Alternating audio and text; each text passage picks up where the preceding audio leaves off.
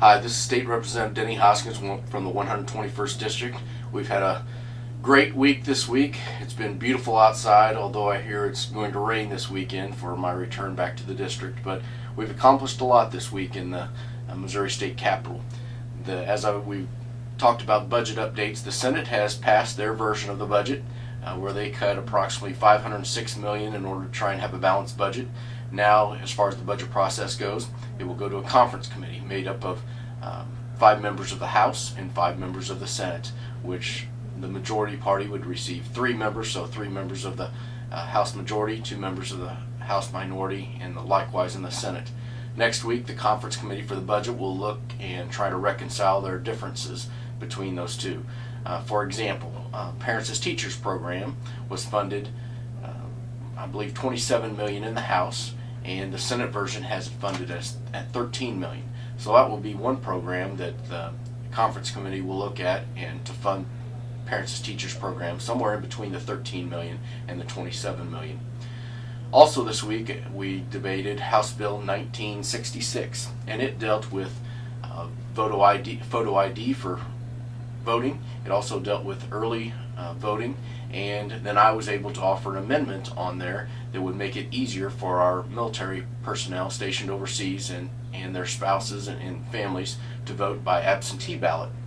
What my amendment did that I was able to attach to House Bill 1966 is it allows for the electronic transmission by email of a ballot to a servicemen and servicewomen stationed overseas, as well as overseas voters.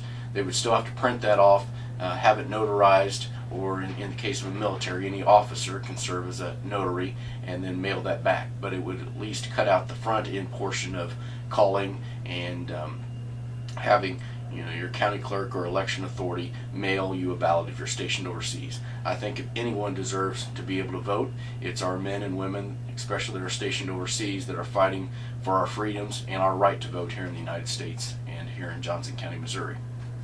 Another item that we talked about in Budget Committee was SCR, Senate Concurrent Resolution 54. And this concurrent resolution would create the Joint Interim Committee on Reducing the Size of State Government.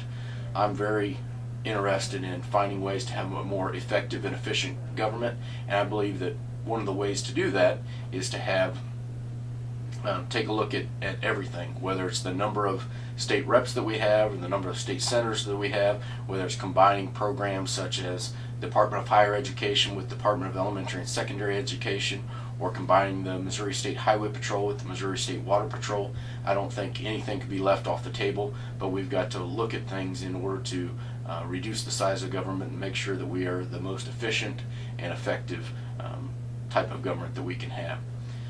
We had a lot of visitors this week as well. It was the American Legion State Youth Government Day, and joining me from Johnson County were Seth Crayer, Timothy Merrill, Logan Lagood, Marlena Ludke, and Skylar Langford, along with their sponsors, Fred Niblock and Hewitt Donald.